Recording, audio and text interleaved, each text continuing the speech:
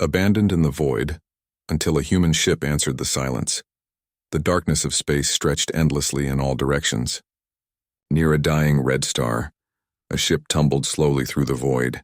The vessel was beautiful even in its damaged state. Its silver hull reflected the dim starlight, and strange symbols marked its sides. This was the Ascendant Pride, a research ship belonging to the Valori people. Inside the ship, Captain Velthar stood on the bridge. His insect-like body was tense with worry.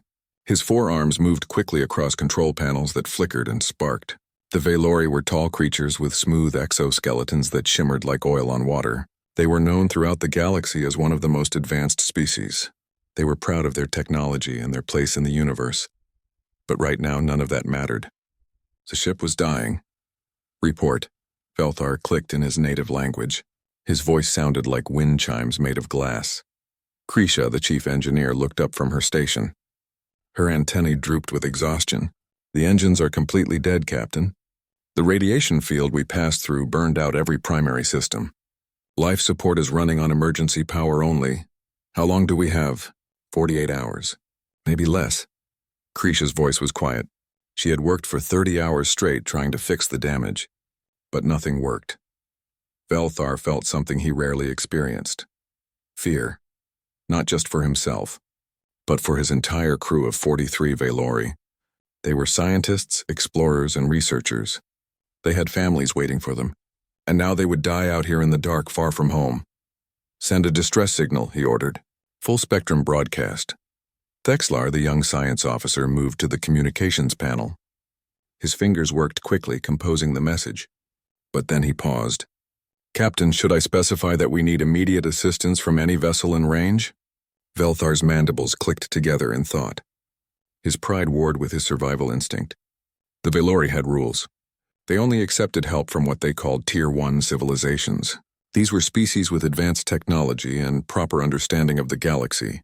To accept help from lesser species would be shameful. No, Velthar said finally. Include the standard protocol. Tier 1 civilizations only. Thexlar wanted to argue, but he obeyed. The message went out into space, traveling at the speed of light in all directions. It contained their location, their situation, and their requirements for rescue. 20 light minutes away, another ship moved through space. This vessel was much smaller and looked rough compared to the elegant Valori ship. It was painted in faded white and blue colors. The name Wandering Star was written on its side in several languages. This was a human cargo ship, carrying supplies to mining colonies in the outer systems. Captain Tae Yang sat in his command chair, reading reports on a data pad. He was a man in his 40s with gray beginning to show in his black hair. His face showed the lines of someone who had spent years in space, dealing with problems and making hard choices. Captain, Jiwoo called from the communication station. She was young, only 25, with bright eyes that missed nothing. I'm picking up a distress signal. It's strong. They're close. Taeyang stood up immediately. Put it through. The message played over the bridge speakers. Jiwoo had translated it from the Valori language into Korean, and then English. The mechanical voice spoke clearly. This is the research vessel Ascendant Pride of the Valori Collective. We have suffered critical engine failure. Life support is failing. We require immediate rescue. Tier 1 civilizations only are requested to respond. Our coordinates are... The bridge went quiet. Everyone understood what Tier 1 civilizations only meant. It meant not humans. The galaxy had ranked species by their technology, and humans were considered Tier 3. They were seen as young, primitive, and barely worth noticing by the older species. Hyunwoo, the chief medical officer, spoke up from his station. He was a calm man with gentle hands and a sharp mind. Captain, they're dying. Their life support is failing. I know, Taeyang said quietly. Sung-ho, the security officer, crossed his arms. He was built like a bear and had a suspicious nature. They don't want our help, Captain. They made that clear. Let them wait for their fancy Tier 1 rescue. How far away is the nearest Tier 1 vessel? Taeyang asked Jiwoo. She checked her computer quickly. At least 6 days at maximum speed. The closest is a Valori military ship returning from the Outer Rim. And how long do they have? According to their message, 48 hours. Maybe less. Taeyang walked to the main view screen. He could see the stars, the endless darkness, and somewhere out there, A ship full of dying aliens who thought they were too good to accept help from humans. He should be angry. He should be insulted. Any reasonable person would just ignore the signal and continue on their way. But Tae-yang thought about the 43 people on that ship. They had families. They had lives. They were scared and running out of air. Yes, they were proud and prejudiced. But did that mean they deserved to die? Dai-Yun, his chief engineer, spoke up. She was optimistic and always saw solutions where others saw problems. Captain, we could reach them in 3 hours. Our ship is slower, but we're much closer. They don't want us there, Sung-ho repeated. I don't care what they want, Tae-yang said quietly. Then he turned to face his crew. These were good people. They had followed him through dangerous situations before. They trusted him, and right now he needed them to trust him again.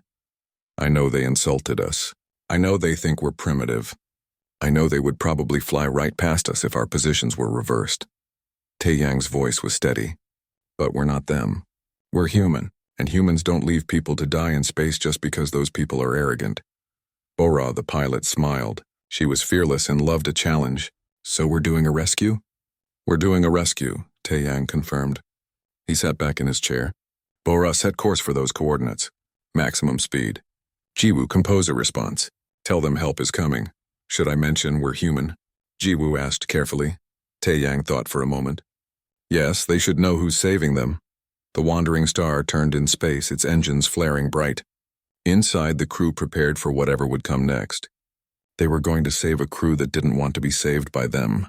They were going to help people who looked down on them. Because that's what decent beings did. That's what humans did. In the darkness of space, 2 ships moved toward each other. One was dying, full of proud aliens who thought they were superior. The other was small and rough, full of humans who simply refused to let people die. The distance between them shrank with each passing minute. Abandoned in the void, until a human ship answered the silence. The wandering star approached the damaged Valori vessel slowly. Bora's hands moved carefully over the pilot controls. She could see the Ascendant Pride on the view screen now. The ship was larger than theirs, maybe 3 times the size. It floated without power, turning slowly in the void like a dead fish in water. They're not responding to our hails, Jiwoo said. She had been trying to contact the Valori ship for 10 minutes. Their communications might be damaged too. Or they're ignoring us, Sung-ho muttered. Captain Tae-yang stood behind Jiwoo's station. Try again. Use all frequencies. Jiwoo nodded and sent another message. This time, after a long pause, the speakers crackled to life. A voice spoke in the Valori language. Jiwoo's computer translated it instantly. This is Captain Velthar of the Ascendant Pride. Identify yourself. This is Captain Tae-yang of the human vessel Wandering Star. We received your distress call. We're here to help. There was a long silence. Then Velthar spoke again and his tone was cold. Human vessel, we requested assistance from Tier 1 civilizations only. We are waiting for appropriate rescue. Tae-yang felt his jaw tighten, but he kept his voice calm. Captain Velthar, the nearest Tier 1 ship is 6 days away. According to your distress call, you have less than 48 hours of life support. We can help you now. We do not require assistance from primitive species. We will wait. On the bridge of the Wandering Star, the crew exchanged looks. Yunwoo shook his head in disbelief. Tae-yun looked angry. Even patient Jiwoo frowned at her console. But Tae-yang just took a deep breath. Captain Velthar, I understand your position. But mathematics doesn't care about pride. 6 days is longer than 2 days. Your crew will die waiting. Please let us help. This conversation is over. Do not approach our vessel. The communication cut off. The bridge of the Wandering Star went silent. Finally, Sung-ho spoke. Captain, they made their choice. We tried. Let's continue to our delivery. Tae-yang didn't move. He stared at the damaged ship on the screen. Inside that vessel were 43 living beings. They were stubborn and proud, but they were still people. He thought about their families waiting for news that would never come. No, he said quietly. Bora, hold position here. Don't leave, Captain. Bora asked. We're not leaving them. Not yet. Hours passed. The Wandering Star stayed near the Valori ship waiting. Tae-yang refused to leave. His crew didn't argue. They knew their captain. When he decided to help someone, he didn't give up easily. On the Ascendant Pride, the situation was getting worse. The temperature had dropped. The air tasted stale and thin. Several crew members had collapsed. Young Plixton, the navigator, was unconscious in the medical bay. His breathing was shallow. Krisha worked in the engine room, her forearms moving between broken systems. She had tried everything, but nothing worked. The damage was too severe. They needed parts they didn't have. They needed help. "Captain," she called over the intercom. "We're down to 36 hours now. Maybe less. The oxygen recyclers are failing faster than I calculated." On the bridge, Velthar stood rigid. Around him, his crew watched with frightened eyes. Thexlar, the young science officer, finally spoke up. "Captain, permission to speak freely?" "Granted. We're going to die if we don't accept help. The humans are here. They're willing. Why are we refusing? Because we have standards, Thexlar. We are Valori. We don't accept charity from lesser species, but Captain, enough." Velthar's voice was sharp, but inside doubt grew. Was his pride worth the lives of his crew? In the engine room, Krisha made a decision. She opened a private channel, one that bypassed the bridge. She sent a message directly to the human ship. It was a risk. If Velthar found out, she could face punishment. But her crew was dying. On the wandering star, Dawan was in the engine room checking their systems. Suddenly, her console beeped. An incoming message. She opened it and saw technical specifications, diagrams, and data. It was information about the Valori ship's systems. There was also a short message in broken English. "Please, we need help. Many will die. This is Engineer Krisha." Daun ran to the bridge with the data. "Captain, I got a message from their engineer. She sent us their ship's technical specifications." Tae Yang took the datapad and studied it. "Can we help them?" Daun nodded quickly. "Yes. Their technology is different from ours, but the basic principles are the same. I can jury-rig a connection. We can share our life support with them temporarily, but we'll need to dock our ships together. It'll be dangerous." "How dangerous?" "If the connection fails, both ships could be damaged, and it'll drain our power reserves significantly. We'll be vulnerable." Taeyang looked at his crew. Each face showed determination. They were scared, but they were willing. This is what made humans special, he thought. They helped even when it was hard. Even when it was dangerous. "Do it," he ordered. "Bora, prepare for docking procedures. Taeyun, get your team ready. Hyunwoo, prepare the medical bay. We might have injured coming over." The crew moved quickly, each person focused on their task. Jiwoo sent another message to the Valori ship. "Captain Velthar, we're going to dock with your vessel and establish a life support connection. We received technical data from your engineer. We can help you?" On the Ascendant Pride, Velthar listened to the message. He looked around his bridge. Several crew members were breathing hard. The air was getting worse. Plixton might already be dead. His pride had put everyone at risk. He closed his eyes. It was the hardest thing he had ever done, but he spoke clearly. "Human vessel, this is Captain Velthar. Permission granted to dock. Do what you must. But know this changes nothing about your species standing in the galaxy." Even now, he couldn't help adding that last part. But Taeyang just smiled when he heard it. "Understood, Captain. We're not doing this for recognition. We're doing it because it's right. Beginning docking procedures now." The wandering star moved closer to the Valori ship. Bora's hands were steady on the controls. This would be delicate work. One mistake could damage both vessels. Through the view screen, they could see the Ascendant Pride growing larger. Daun stood in the airlock with her team. Yujin, a young engineer, checked the equipment nervously. "We've never done anything like this before." "First time for everything," Daun said with a smile. She was scared too, but she wouldn't show it. Her team needed confidence. The ships came together slowly. Metal groaned as the airlocks connected. Lights flashed. Alarms beeped. Bora adjusted the thrusters constantly, keeping the connection stable. Sweat dripped down her face. "Connection secure," she reported. "Both ships are locked together." "Good work, Bora," Taeyang said. "Dayun, you're clear to proceed." Dayun opened the airlock door. Beyond it was the Valori ship. The air that came through was cold and thin. She stepped forward and Yujin followed her. They were about to enter an alien vessel to save people who didn't even want their help. But that didn't matter. What mattered was that people needed saving, and humans never walked away from that. Abandoned in the void, until a human ship answered the silence, Dayun stepped into the Valori ship and immediately felt the difference. The air was too thin and made her lungs work harder.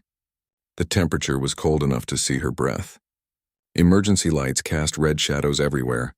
This ship was dying and she could feel it. Yujin followed close behind her, carrying equipment. His eyes were wide as he looked at the alien corridors. Everything was built for creatures taller than humans. The doorways were high, and the controls were positioned for beings with 4 arms instead of 2. Krisha appeared from around a corner. The Valori engineer moved quickly despite her exhaustion. Her exoskeleton was covered in frost and her antennae drooped, but her multiple eyes showed relief when she saw the humans. "You came," she said in surprisingly good English. "I was not certain you would." "We said we would help," Daun replied simply. "Show us what needs fixing." Krisha led them through the ship toward the engine room. Along the way, they passed Valori crew members. Some watched the humans with suspicion. Others were too weak to care, slumped against walls and breathing shallowly. One young Valori reached out a hand as they passed, as if wanting to touch something real. The engine room was a disaster. Burned circuits hung from panels. Cables sparked and smoked. The main reactor was dark and cold. Daeun whistled softly. "This is worse than I thought. Can you fix it?" Krisha asked. Her voice trembled slightly. Daeun walked around the room, examining systems and checking readings. Yujin took notes on his datapad. After several minutes, Daeun shook her head. "I can't fix this. Not with what we have. The damage is too severe." Krisha's antennae dropped completely. "Then we will die." "I didn't say that," Daeun smiled. "I said I can't fix it. But I can work around it. We'll bypass the damaged systems and run temporary power from our ship. It won't be pretty and it won't last forever, but it'll keep you alive." "How long will it take?" 12 hours. "Maybe more. And we need to work fast." Yujin told me about the radiation. "It's spreading. If we don't finish in time, both ships will be in danger." Krisha looked at the human engineer with new respect. The Valori had spent 30 hours trying to fix their systems properly, following all protocols and procedures. But this human was suggesting something completely different, something that shouldn't work according to Valori engineering principles. Yet somehow Daeun seemed confident it would. Back on the wandering star, Bora sat at the pilot station. She had been there for 6 hours now, maintaining the connection between the two ships. Every few minutes she had to adjust the thrusters. The slightest movement could break the docking seal. Her back hurt, her eyes burned, but she didn't complain. Lives depended on her steady hands. Captain Tae-yang brought her coffee. "How are you holding up?" "I'm fine, Captain. Just a little tired. Let me know if you need a break. Sung-ho can take over. No offense to Sung-ho, but I'm better at this than he is." "I'll stay," Tae-yang smiled. Bora was stubborn, but she was right. She was the best pilot he had. In the medical bay of the Ascendant Pride, Hyunwoo worked on the young navigator Plixton. The Valori was barely breathing. His exoskeleton had turned a sickly gray color. Hyunwoo had never treated an alien before. Valori anatomy was completely different from human anatomy, but he had studied their medical database quickly and he understood the basics. Organ failure. That was universal whether you were human or Valori. The principles of trauma care still applied. Stop the damage, support the vital systems, give the body time to heal. Hyunwoo attached monitoring equipment to Plixton. He had modified human medical devices to work with Valori physiology. It was improvised and dangerous, but it was better than doing nothing. He injected medication that he hoped would work. He adjusted oxygen levels carefully. 2 Valori medics watched him work. They said nothing, but their multiple eyes followed every movement. Hyunwoo could feel their doubt. They didn't trust him. Why would they? He was just a primitive human, but Hyunwoo had gentle hands and a calm manner. He spoke softly to Plixton even though the young Valori was unconscious. "You're going to be okay. Just hang on. We're all working to save you. Don't give up." Hours passed. The work was hard and dangerous. In the engine room, Daeun and Yujin worked alongside Krisha. They ran cables between the two ships, connecting systems that were never meant to work together. Daeun didn't follow the proper procedures. She improvised, adapted, and found solutions that made sense to her even if they looked wrong on paper. Krisha watched in amazement. This was not how Valori engineers worked. They calculated everything carefully. They followed protocols. They sought perfect solutions. But Daeun just tried things. When something didn't work, she tried something else. She was fast, creative, and practical. "Why do you do it this way?" Krisha asked at one point. "Do what?" Dayan was connecting a power coupling. You don't calculate. You don't follow proper engineering sequences. You just do. Dayan laughed. Sometimes thinking too much gets in the way. Sometimes you need to trust your instincts and your experience. The goal isn't to be perfect. The goal is to work. But what if you make a mistake? Then I fix the mistake. That's what engineers do. Krisha thought about this. For her entire career, she had been taught that proper procedure was everything. Mistakes were failures. There was a right way and a wrong way. But this human showed her a different philosophy. There was a way that worked and a way that didn't. Everything else was just details. A problem appeared. A coolant line ruptured, spraying toxic gas into the engine room. Alarms blared. Krisha stumbled back, her breathing apparatus overwhelmed. The gas was deadly to Valori. Sung-ho and Yu-jin rushed in without hesitation. They wore emergency masks and carried sealant equipment. They ran into the toxic cloud, their movements quick and efficient. Sung-ho located the rupture while Yu-jin prepared the sealant. Together, they sealed the breach in less than 3 minutes. Both humans staggered out of the engine room coughing. Their hands were burned from the hot chemicals, but they had stopped the leak. Krisha stared at them in shock. They had rushed into deadly danger to save a ship that wasn't theirs, to save people who had insulted them. Why? She asked. Why did you risk your lives? Sung-ho looked confused by the question. Because it needed to be done. What else would we do? Watch you die? But we have been unkind to you. We called you primitive. We said we didn't want your help. Yu-jin shrugged. Yeah, you did. But that doesn't mean we should let you die. That's not how humans work. Hyun-woo's voice came over the intercom. Medical beta engine room. Plixton is stabilizing. I think he's going to make it. A cheer went up. Even the Valori crew members who could hear the announcement made sounds of relief and joy. 1 life saved, 42 more to go. The work continued. Hour after hour, the combined crew worked together. Humans and Valori side by side, fighting to survive. The boundaries between them began to blur. They were no longer 2 separate species. They were just people trying not to die in the cold darkness of space. On the bridge of the Ascendant Pride, Captain Velthar watched reports coming in. He saw humans working until they collapsed from exhaustion. He saw them share their food and water with Valori crew members. He saw them risk their lives again and again, and he felt something he rarely experienced. Shame. Finally, after 12 hours of desperate work, Da-eun's voice came over the intercom. She sounded exhausted but triumphant. Captain Tae-yang, Captain Velthar, power systems are connected. Bringing the reactor online now. Everyone held their breath. Lights flickered. Systems hummed. And slowly the Ascendant Pride came back to life. Air handlers engaged, pushing fresh oxygen through the ship. Heat began to flow. The main reactor glowed with blue light. They had done it. Against all odds, with improvised solutions and sheer determination, they had saved the ship. Both crews cheered.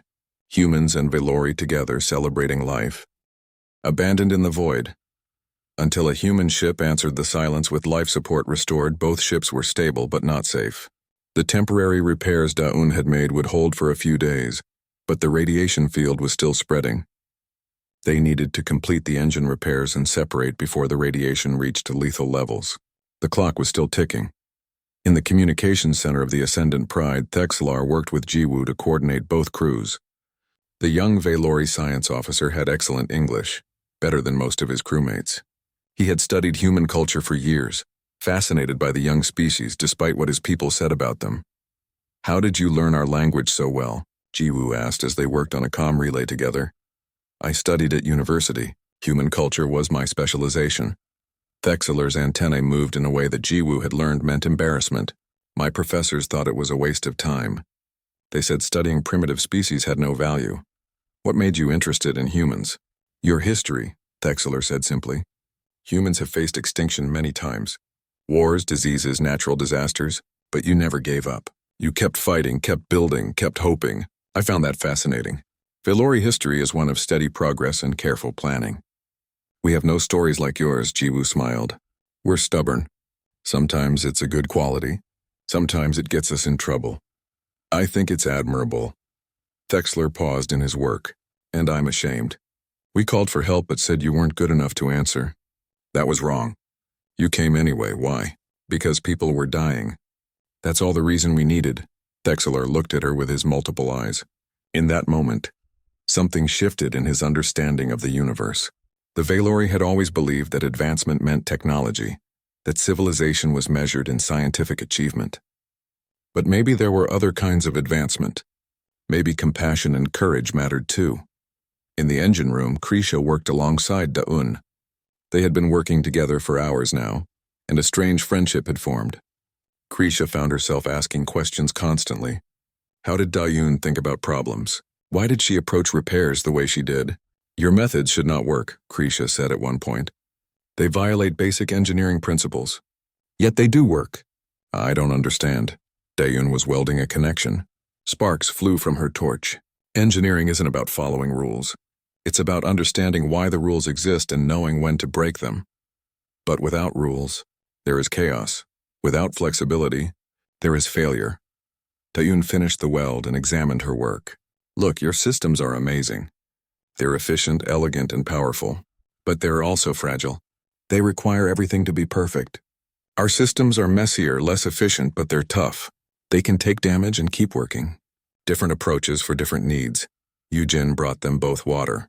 The young engineer had dark circles under his eyes but still managed to smile. How much longer? 6 more hours, Dawn estimated. Maybe 8. We're making good progress, though. Krisha drank the water gratefully. Her exoskeleton had regained some of its color now that the ship had proper atmosphere again. I have worked with many engineers in my career. I have never seen anyone work the way you do. You make impossible things possible. That's the human specialty, Eugene said with a tired grin. Doing impossible things. In the medical bay, Hyunwoo sat with Plixton. The young Valori navigator had regained consciousness an hour ago. He was weak but alive. His eyes followed Hyunwoo as the doctor checked his vital signs. You saved my life, Plixton said in halting English. I was told humans were primitive, but you knew how to help me. Medicine is medicine, Hyunwoo replied gently. Bodies are different, but the principles are the same. Support the vital systems. Give time to heal. The rest is just details. Why did you help us? We said terrible things about your species. Hyunwoo sat down next to the medical bed. He looked tired, but his eyes were kind. Can I tell you something? When I was young, I was in an accident. A spacecraft collision. I was badly hurt. A Korthan doctor saved my life. Do you know the Korthan? Plixton nodded. The Korthan were a species even humans looked down on. They were considered aggressive and uncivilized. That doctor didn't care that I was human. He didn't care about species rankings or cultural differences. He just saw someone who needed help. He taught me something important that day. Help isn't about politics or pride. It's about seeing someone in trouble and doing what you can. Plixton's antennae drooped with emotion. I will never forget this. None of us will. Good, Hyunwoo smiled. Maybe you can teach others what you learned. On the bridge of the Wandering Star, Captain Tae-yang monitored the progress reports.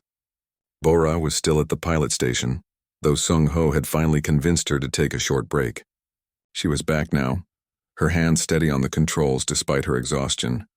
Radiation levels are rising, Bora reported. We have about 10 hours before it becomes dangerous. Can we finish in time? Tae-yang asked. Daeun says 6 to 8 hours. It'll be close. Tae-yang nodded. He trusted his crew. They had never let him down before. He walked to the window and looked at the Valori ship, still connected to theirs. 2 very different vessels linked together in space. 2 very different species working together to survive. His comm unit beeped. It was a private channel from Captain Velthar. Tae-yang accepted the call. Captain Tae-yang. Velthar's voice was different now. Less cold, less proud. I wish to speak with you privately. I'm listening. There was a long pause. When Velthar spoke again, his words came slowly, as if each one was difficult. I was wrong. About you, about your species, about what makes a civilization advanced. You don't need to. Please, let me finish. Velthar took a breath. I have watched your crew work. I have seen them risk their lives for us. I have seen them show more courage and compassion in one day than I have shown in my entire career. The Valori pride themselves on being advanced, but advancement means nothing if you lack basic decency. Tae-yang said nothing. He let Velthar continue. You asked why we refused your help at first. The truth is simple: pride. We believed we were superior. We believed accepting help from humans would be shameful. I was willing to let my crew die rather than admit we needed you. Velthar's voice cracked slightly. That is not strength. That is not advancement. That is foolishness. And I am sorry. Captain Velthar, we didn't come here for an apology. We came because it was right. I know. That's what makes this so hard. You expected nothing. You demanded nothing. You simply helped. That is true civilization. And my species has much to learn from yours. After the conversation ended, Tai Yang stood quietly for a moment. Then he smiled. This rescue had become something more than just saving lives. It had become a moment of understanding between two species. Maybe even the beginning of real friendship. In the engine room, the work continued. Human and Valori engineers worked side by side now without hesitation. They shared tools, shared ideas, shared jokes, even though the humor didn't always translate. The barriers between them had fallen away. A problem arose. A critical component needed to be replaced, but the replacement required someone to work in a very small space, squeezed between hot conduits. The space was too small for a Valori, but perfect for a human. I'll do it, Yujin volunteered immediately. It's dangerous, Krisha warned. If the conduits surge while you're in there, you could be seriously hurt. Then we'll make sure they don't surge. Yujin grinned. Besides, someone has to do it, and I'm the only one who fits. He squeezed into the narrow space, his tools in hand. Daeyun and Krisha monitored the power levels carefully. Every Valori in the engine room watched with held breath as the young human worked in the dangerous position. 20 minutes later, Yujin emerged, sweating but triumphant. Got it, the component is replaced. The Valori engineers cheered, their antennae waving with excitement. One of them reached out and touched Yujin's shoulder in a gesture of respect. It was the first time any of them had willingly touched a human. The final hours of work passed quickly. System by system, the Ascendant Pride was restored. Not perfectly, but enough. The engines would work. Navigation would function. They could reach safety. As the last connection was completed, both crews gathered together. Humans and Valori stood side by side, covered in grease and sweat and exhaustion. They had done it. Together, they had accomplished the impossible. Captain Velthar and Captain Tae Yang stood facing each other. Velthar extended all four of his hands in the Valori gesture of deepest respect. Thank you, he said simply, for our lives, for your patience, for showing us what we should be. Tae Yang took two of the offered hands and shook them firmly. Thank you for letting us help. And for giving us a chance to show you who we are. The moment was interrupted by an alarm. The radiation levels had reached dangerous levels. It was time to separate the ships and leave this deadly region of space. Abandoned in the void until a human ship answered the silence, 3 weeks had passed since the rescue. The wandering star approached Gateway Station, a massive trading hub in neutral space. The station was huge, a city floating among the stars. Ships from 100 different species docked at its many ports. Lights sparkled across its surface like jewels. Captain Tae Yang sat in his command chair, watching the station grow larger on the view screen. His crew was quiet. They were all tired. The rescue had drained their ship's resources. They needed repairs, supplies, and rest. Tae Yang expected to quietly dock, complete their business, and return to their normal cargo runs. He expected everything to return to the way it was before. He was wrong. Captain, Jiwoo said from the communication station. Her voice was strange, confused. I'm getting a lot of incoming messages, a lot. More than I've ever seen. What kind of messages? Media requests. Interview requests. Official communications from the Galactic Assembly. Captain, what's going on? Before Tai Yang could answer, the station's traffic control came through. Human vessel Wandering Star, this is Gateway Control. You are cleared for priority docking at Port Alpha 1. Please follow the guidance beacons. And Captain Tae Yang, welcome. It's an honor to have you here. The bridge crew exchanged confused looks.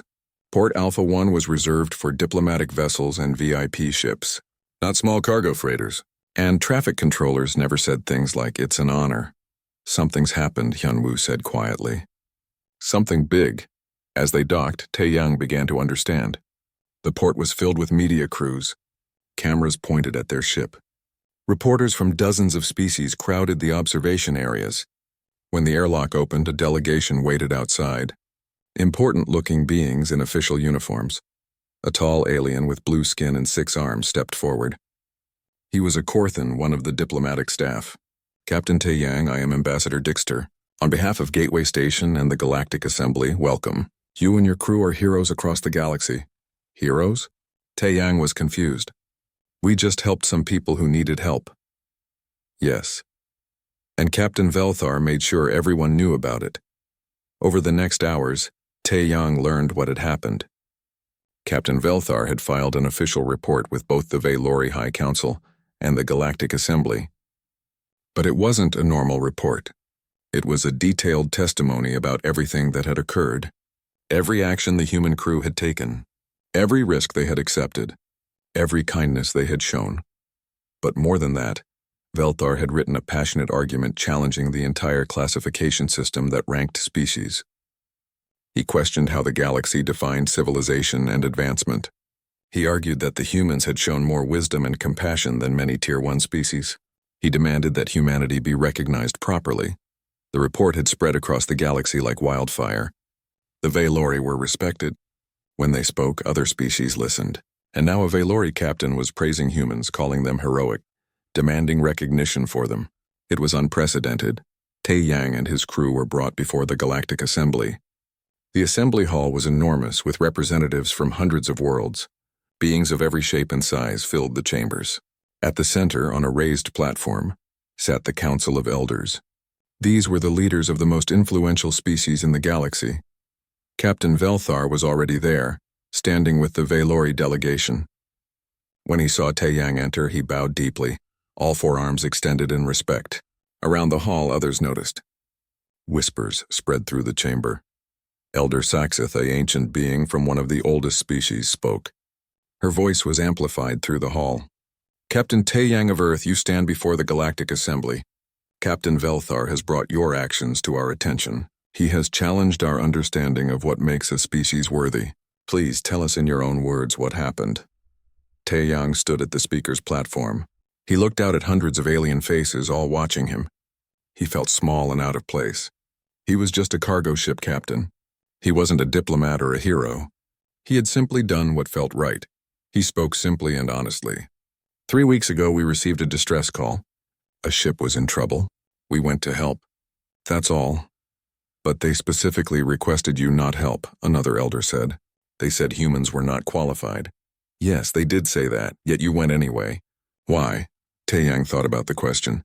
He thought about his crew working themselves to exhaustion. He thought about Plixton dying in the medical bay. He thought about 43 people who would have died if the wandering star had just ignored the signal. Because they needed help, he said finally. It doesn't matter what they thought of us. It doesn't matter if they were rude or grateful. They were people and they were dying. What else could we do? Just let them die because they hurt our feelings? That's not who humans are. Some species would say that's weakness, that you should demand respect before offering aid. Then those species are wrong. Taeyang's voice grew stronger. Real strength isn't about forcing others to respect you. It's about doing the right thing even when it's hard, even when people don't appreciate it, even when there's no reward. The hall was silent. Taeyang continued, the words flowing now. The galaxy ranks species by technology, by advancement, by power. But I don't think that's what matters. What matters is how you treat people when you have nothing to gain. What matters is whether you help someone who's drowning, even if that person doesn't like you. What matters is basic decency. He looked at Captain Velthar.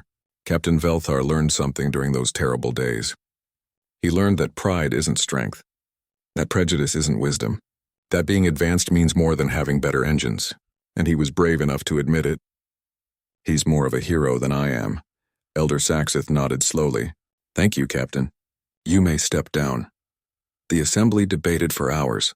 Taeyang and his crew waited outside, not knowing what would happen. Other humans at the station approached them, proud and excited.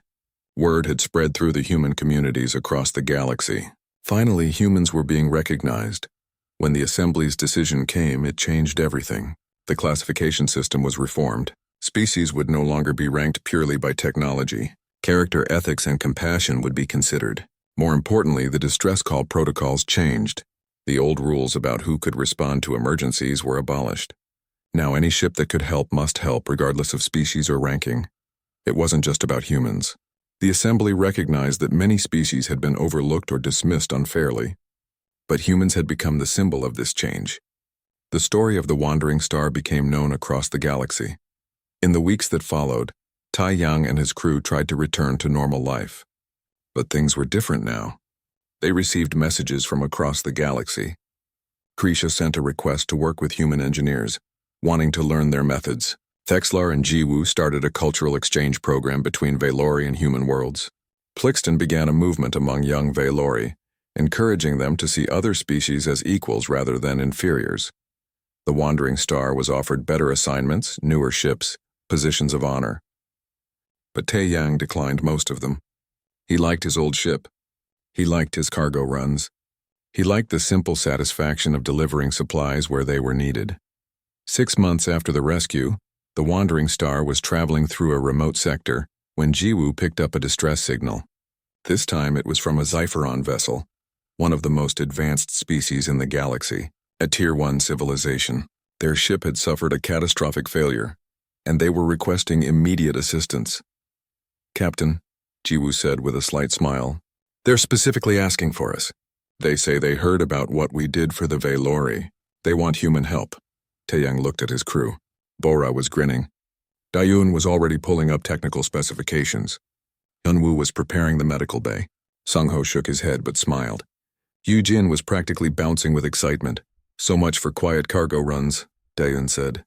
"Set course to intercept," Taeyang ordered. "Maximum speed."